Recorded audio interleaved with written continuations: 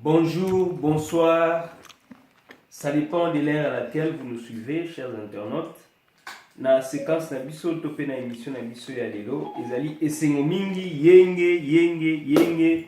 na bandeko balandi nyonso oyo bazali bongo kolanda biso lelo dimanche 22 octobre 2017. Na ko se présenter ngai nazali bongo Mbuta Pembele na vandi bongo na mboka Suède. Kasi na séquence na biso ya émission na biso ya lelo toyambeli bino ndeko moko. Alors toko pesa ye moko maloba comme ça yé à se présenter par rapport à l'émission na biso où ezali bongo etali bongo actualité et vous allez bongo tourner sur l'actualité politique ya mboka na biso RDC. Toko pesa ndeko na biso maloba comme ça yé moko à se présenter atali sa biso yé azali nani. Topesi maloba. Matondo pour l'empêcher Malouba Mbuta Pembele, nakanisi na ba o ba yingaité. Je m'appelle Mbuta Mavinga Congo. Je suis le porte-parole et chargé de la mobilisation et stratégie Fédération Suède. Je suis encore le conseiller du directeur du bureau politique au Avandimon en Belgique, na Congo ya Mbuta Sonizeno. Donc en bref, je suis la bouche autorisée ya Mbuta Sita Sonizeno. Matondo, la solution. Matondo mingi bandeko balandi nakanisi bolandi bongo présentation ya invité na biso ya mokolo ya lelo ezali esengo mingi ndenge tokutani kasi sans plus tarder tokoleka bongo na vif du sujet po tolobela bongo oyo esangisi biso lelo to pe actualité politique ya mboka na biso RDC. Bandeko balandi nakanisi mikoleleki totangaki na dépliant to pe ba Congolais to oyo l'honorable ne Mwanansemi akomaka tomonaki ete Congolais to wana to pe dépliant ezali bongo numéro 3240 na dépliant wana l'honorable Mwanansemi en tant que le député national ya République démocratique du Congo asengaki bongo na topé à lancer ki bongo appel na ba opposant nyonso ya mboka na biso RD Congo na MLC ya Monsieur Jean-Pierre Mbemba na l'UDPS ya feu Etienne Tshisekedi na rassemblement ya bandeko na biso ya côté ya Moïse Katumbi na bandeko na biso pe lisusu ya Apareko ya Monsieur Honoré Ngwanda na UNC ya Monsieur Vital Kamerhe na ba mouvement citoyen nyonso, bref na tous les opposants congolais. Alors tolingi toyeba ndeko na biso oyo toyambi lelo invité na biso atalisa biso objectif topé appel ya unité oyo l'honorable député Mwanansemi a lancé vis-à-vis ya bandeko nae ba opposant. Alors tokoleka bongo ko pesa ye maloba atalisa biso objectif ya appel d'unité wana oyo l'honorable Mwanansemi a lancé. Topesa maloba. Matondo Mbuta Pembele pour Matuna, na rani c'est facile pour répondre dango. Na muto nyonso azali ko maîtriser politique ya RDC dans la situation actuelle que nous vivons dans la RDC. Pour Mwanansemi d'abord n'est pas un politicien comme les autres, un politicien ordinaire, c'est un politicien teinté de la spiritualité. À chaque fois tant abimisaka à sa proposition ils en anatina. Omoni soki pour Mwanansemi aboki sincère wana na ngambu ya ba opposant nyonso. Que ce soit opposant le kuta ou bien opposé à solo na minute auto minimiser mais oyo nyonso to na conscience que ya solo azobundela mboka wana soki ezali ya solo. Donc pour Mwanansemi aboki sincère to sangana to luka compromis pour la situation ya mboka na biso. Tozana d'exemple d'abord situation tozo vivre le na mboka oyo ezali nango déjà ba du déjà vu. Pourquoi j'ai dit du déjà vu? Tokotala ba mbolangani au salam na RDC avant d'abord dans l'indépendance tozalaki na ba situation ngoka ya boye tant on a ba belge ba kipa mboka wana ba parti ezalaki divisé ba na opinion na bango donc au moment ba communauté kuna bango na ba parti na bazo kanisa mais souvent biso ba Congo to proposaka kaka makambo oyo ememaka na solution na 1960 tango ba Congo abako a proposaki pona ete to sangana to senga indépendance ezalaki na ba mouvement différent oyo bazali na ba soit point divergence ba makanisi différent par rapport ya oyo abako azalaki nango to mona bandeko na biso ya ba oyo ya bangala balobaki nini keni bino ba Congo boyebi ko sala ta tonga te bozo la indépendance mais fin de compte tango eloko wana ezwaki en clair bato mususu bayi ko comprendre malgré que ezali majorité te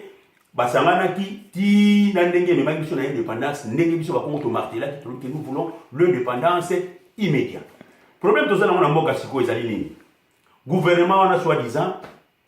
o eza siko na mboka balobi ke non bango ba osala sous élection te. D'abord boyo kaki mona munoko ya oyo bozo benga soki nanga alobi ke élection ezalité. Bon, élection ezalité siko biso en tant que ba opposant congolais. Jusque là, moto moko tazo bima na ba média ou bien après sa proposition ou bien alors quelque chose. Au moins pour moi Ntemi a proposé dernièrement à laisser tout bima biso tout ça la marche pour na to bengana ba tuchi wana obazo kitembo kana biso ba tumi ba miruyaki pour moi Ntemi ya ça c'est pas la tisier to yo kaete tout ça voilà. Bon ba miso ba ba que non to la élection tout la élection. Mais si ko élection to mané ko là siko yo ba tuana ba prononcer clairement que l'élection est gozalate. Alors bato ba bazo c'est l'élection. Totali bango sur 2 semaines yango bazo proposer le côté. Totali pe wa critique pour Fumumwana Ntemi balwa non Fumumwana Ntemi ya ko perana kabila tout ça bani il ne propose rien jusque là. Fumumwana Ntemi a du courage apesi bal et pas ya directeur du bureau politique na ye o azali na Belgique na koma mbuta sita soniseno donc a passer les devants pour ya rassembler ba o nyonso bazana souci ke mboka wana ebima na occupation ya batuti apesi fait vers pas ya mbuta sita soniseno pourquoi a on a diaspora to zara na pareko ya Ngwanda ya Besengwanda ye alobaki bon voilà Fumumwana Ntemi asala na Kabila Fumumwana Ntemi ya pesa Kabila to sabani sikoyo baluki élection zalité to boaki ascenseur pa ina bino ba pareko boya to kuta to solola bino ba nani bato ya IDPS Bolwa Fumumwana Ntemi to sala ba jena Kabila tout ça makamebele bani mais depuis qu'on a annoncé que l'élection zalité bovandinia bozo sala critique te na nanga bozo sala critique te pa ya gouvernement ya Kabila bovandinia bon sikoyo Fumumwana Ntemi a proposé bino pe ba IDPS to boaka bino ascenseur donc to kutana apareko UDPS Moïse Katumbi soki pe politique wana oyo bango basala ka ezali ya solo balinga pena Congo et de l'avant to pesi bango pe ascenseur Vital Kamerhe soki pe ya solo azala pena souci Congo ya avancé to boaki bino ascenseur ba mouvement des citoyens nyonso groupe de combattants o ba résistants sur la diaspora ba boaki bino ascenseur to kutana to ba compromis to tia date moko précise pour na to yeba ko bingana ba tout tirone une fois pour toutes parce que pourquoi pour moi ma proposer le quoi to ça suna tina te to ko vanda o to sala élection ba to na bazana baza illégal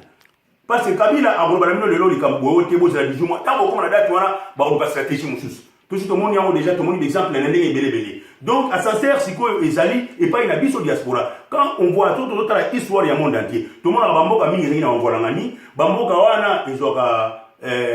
solution soit tout baki conspiration ya idée pour la mboka na ba crise ou daga mingi na diaspora pour kuna na kata mboka bino webi régime dictatorial wana ne usala ba répression na ba parti politique nyo soso ngo sala makana bosolo donc yangwana usala mieux a na diaspora to kutana to solola to zo compromis to ba date moko bien précise oyo to sala ki pour biso na diaspora ba to na pouvoir biso na diaspora so to yokani malamu na ba parti politique oyo soit diseza na ba représentativité kuna na mboka to solo li kitoko awa to poni date biso to ta pression ko to ya ko pression internationale ba na biso ba na mboka to bengi ba to talisi ba ke date tel il faut tenir ba tout chono ba za ba minité et ça donc Fumumwana Ntemi pona ko longola ba amalgame ba ba gaza séparatiste a boire que cette fois-ci à sincère bon sur la en diaspora comme ça to trouver compromis to ba date moko bien précise pour to sa solution na makambo na biso au lieu on ba biso Fumumwana Ntemi a décidé pour biso sala likambo ya séparatiste o ya ninga indépendance ba Congo voilà siko to boire que sincère boya to solo la pour RDC etika la mobimba mais to bengana ba tuti comme ça ndé to weba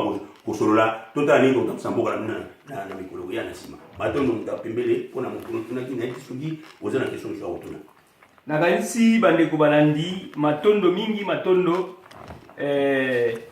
bino moko bolandi bongo intervention to pe réponse ya ndeko na biso Mavinga Kombo oyo azali bongo porte parole to pe conseiller ya directeur ya bureau politique ya BDM Mbuta Sita Nsonizeno. Nakanisi motuna na biso ya mibale ekozala toujours lokola sous question par rapport ya première question na biso tutunaki yo. Sikoyo Mbuta en tant que porte-parole, il y a BDM Fédération Suède et puis conseiller, il y a directeur, il y a bureau politique, il y a BDM.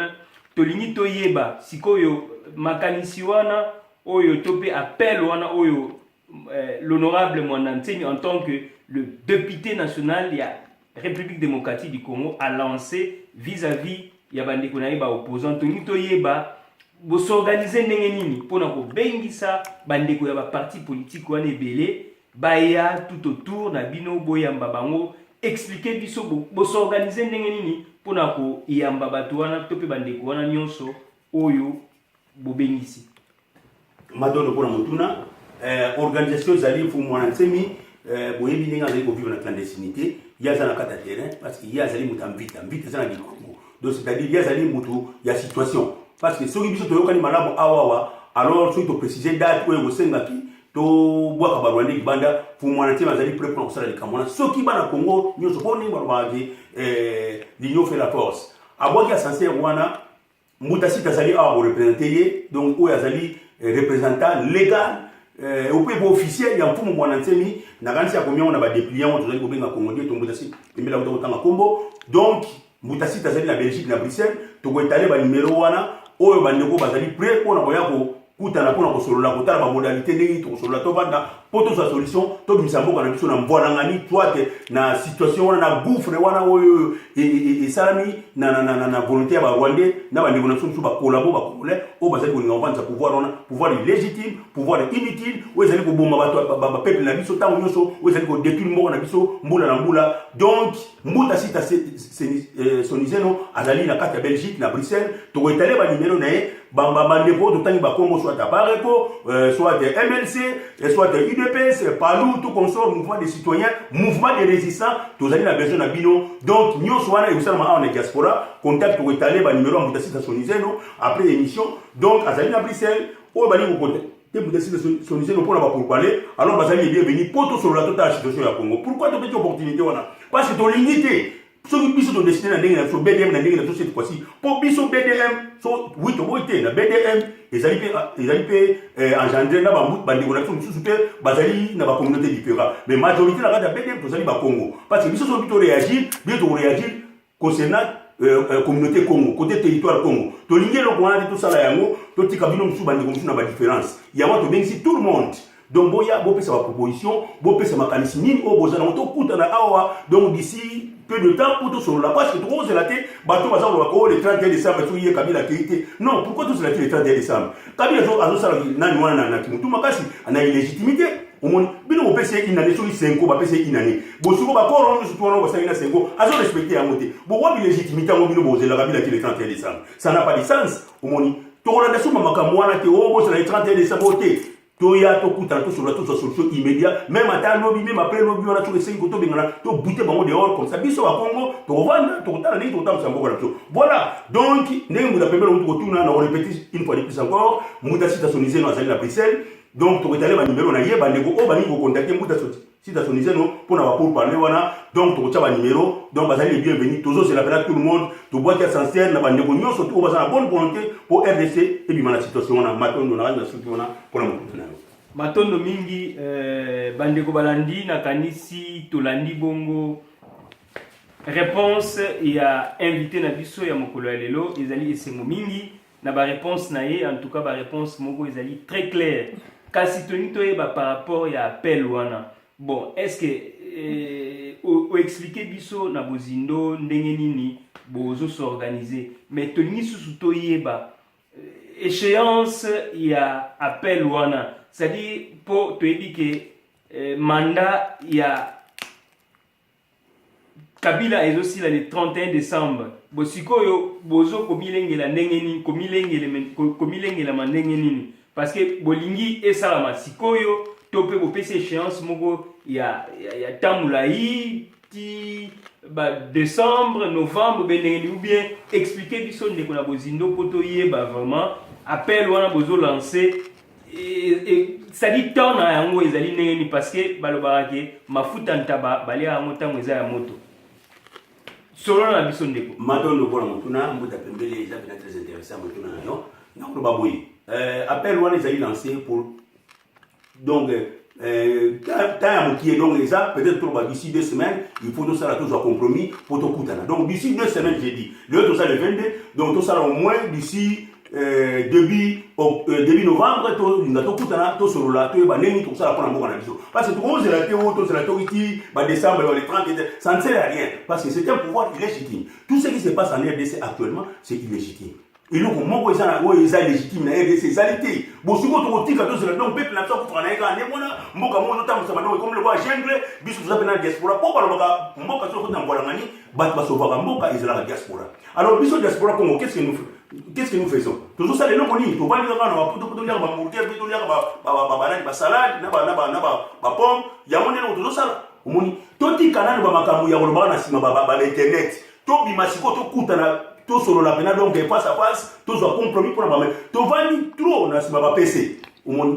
Na opesa un exemple le quoi Pareko. Oui, ba théorie to sali ya mbingi bana sur 2005, ce qu'on trouve en 2017. Kabila lobi que l'élection ezati. A Pareko bobi masiko yo to tia vraiment comme sur le point de vue. Bambuta oyo bandeko ba radio bendele ba libita. C'est le moment où ya to kutana face à face to solution. Biso to na masolo na kata terrain, biso ba taper ya BDK, BDL masolo ezali. To yo kana bino donc bo appuyer ne ba ki ino fait la poche. Bo appuyer lo quoi. Ya fumu mwana nsemi bino ba to IDPS bo ba trop. Ah, pour mon ami, à Osala Bachina Kabila, au Banini, tu vois qu'elle est sincère. Si vous avez solo idée, parce que vous avez un vrai opposant, c'est l'occasion maintenant, tu coûtes à la tour là, pour te bouter maintenant de une fois de plus. MLC, Bino me battre Jean-Pierre Bemba, bon, Bino tu veux pas battre position dans ces années, et qu'il que vous en avez pas opposant, tu vois qu'elle est sincère, Boya, tu vois la table, mon biso, tout la diaspora, tout sur là. Pour diaspora, même de Sumba, et savoir un mot, parce que vous avez un noyage. MLC, ça n'a pas représentant dans la photo. Nani IDPS ko sana ba représentant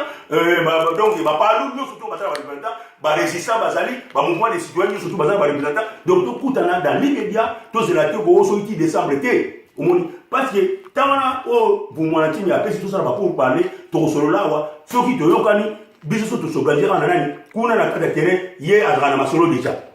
ici doit la population appuyer to ça la masolo ba ndeko donc to pesi opportunité on a tout le monde passe la bonne volonté pour RDC Kangoma à Pareko, IDPS, Palou, MLC, oh ceux qui Moïse Katumbi, oh ceux qui nani, ceux qui Vital Kamere, ceux qui a solo yo ngapena pour mettre les botos, to pesi to bokilo sincère, ba résistant, oui, to na ta basokoto on a poto, c'est moment écoki, au moni tango écoki to ya to sala masolo, to solo là, to table possible les ba théorie to tika, to que les qu'on a action. Parce que mutu invite mutu abitumba azana terrain à côté maki donc a umeli mikolebele yem taper ce message yo et pas représentant na zali awa directeur du bureau politique na ko mambuta situationnaliser non bo contacter ye bo mona masolo ni to solo là ye pas pour sa proposition bino pour sa proposition donc to balancer to tala o ya bien ya mo to o to mona ke tam peut-être go ça la somme manœuvre o jo bataille belebele on a to rejeter voilà donc to pesi opportunité na o nyon so zali congolais de souche aya to kutana ko to solo là to tala pour intérêt mboka to benga na batuti wana basana kata mboka na biso donc voilà le na ngana ba question na wana mbuta ba matondo matondo mingi bandeko balandi eza esengo mingi nazana esengo mingi ya koyamba bongo invité na biso oyo azali bongo porte-parole ya BDM topé lisusu conseiller ya directeur ya bureau politique ya BDM na kanisi ezali esengo mingi ndenge tolandi bongo ndeko na biso Mavinga Congo oyo asili bongo koyeba ko répondre na mituna na biso na émission na biso ya lelo balobi BDM bukamona bukakwikila na kanti bino moko bozoyoka bino moko boyoki balobi masolo ezaka na BDM babi BDM Congo ekoningana tolingi penza Congo eningana alors BDM azwi masolo ya mobandeko bino moko bozomona BDM azwi masolo e soki bovandi botikali talaka oya tikali sima mwasi ya ligolodo bale eza na kana bino ba opposant totelema ndenge ndeko alobi totelema tolakisa bonne volonté na biso toya na appel oyo bongo ndeko na biso Mavinga Kongo a lancé oyo l'honorable le grand député national l'honorable Mwanantsemi a lancé bongo vis-à-vis ya ba opposant congolais nakanisi tokozongisa su maloba na ndeko na biso Mavinga Kongo oyo azali bongo porte-parole ya BDM Fédération Suède et puis conseiller et directeur bureau politique Mutasi Tansonizeno a talisa biso peut-être parce que tokomi na suka émission na biso motuna oyo totuni ete tope après akoleka na mot de fin na ye na émission na biso matondo mingi topesi maloba matondo mudapembele pona temps oyo o disposer na lelo to solo la pona makambo mboka na biso na koloba bona mukuse bande bobo sanate auto vivre na RDC ça déjà vu na kanisi l'air moko petango deuxième république ya Mobutu salaki ndenge tsaki kaka papasi na mboka ndenge bango souffri idée wana ya conférence nationale souveraine ezomaka na diaspora na linga rappeler batu idée wana ezomaka na diaspora si je me trompe pas ba pour parler na moi banani na 1991 ceux qui n'ont se souvenir ezali na ndeko babengaki Omer Kamba bango de na prof Liaou bango banani na ba pour parler wana ti ba ke consulter ba ndeko musu parmi batu wana ba na ba consultation ba proposer pe muta na biso ko azali le directeur du bureau politique na Kongo ya muta citation zeno yeke ba proposer ki makamba ba proposition ya conférence nationale souveraine et badai na Congo te badai ibanda badai na diaspora tant ba sololi loko mbuta citation zeno azali directeur du bureau politique ya et azalaki président ya nani ya Benelux ya UDPS ye atoni message wana a communiquer ko et pas chef na ye le fait Etienne Tshisekedi malgré le fait Etienne Tshisekedi a rien ba doute tant on a un message wana pas mbuta citation zeno mais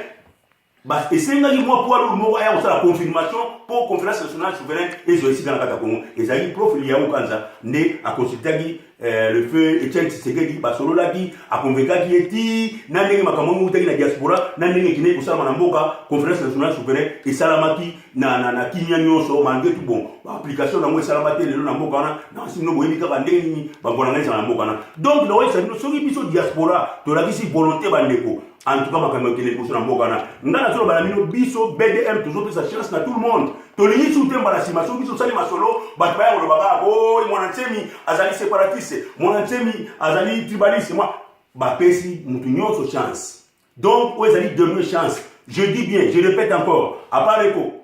ba résistant nyonso bino ba o soki ba CNDP soki ba ni ba odombo moment yango ekoki donc pour Mwanantsemi atindi représentant na légal parce que biso batoza na masolo na kata terrain nazo sabino vérité biso BDM to na masolo to c'est la sikoyo majorité ya peuple congolais appuyer le kwana poto kene tout ça là na contre ba nzengolo ya suka omoni donc les opportunités to pesi bino toza na ba pour parler to pesi 2 semaines ya consultation bo contacter muta na biso azali représentant légal pour Mwanantsemi na koma muta citation nizeno bande ko bo saisir occasion oyo ngana solo ba yamino je sais pourquoi naza muto akati bo saisir occasion oyo tokuta na to solo la UDPS ça ne sert à rien ya boyaka chaque fois ba média ni Mwanantsemi motala cha sikoyo Mwanantsemi alobi ngana motala cha kabila na bwake ni sincère donc boya to vanda to solo la bino idée na bino bozango ni UDPS pour proposer pour mais le 31 décembre biso nous ba idée wana te pour kabila ça illégal kabila même lobby même après lobby photo chasser parce que biso boze la aussi le 31 décembre te nous nous monter mais parole nationale yango soki to yoka na oui c'est bien to kenel boso soki to yoka na te biso to kolongwa na RDC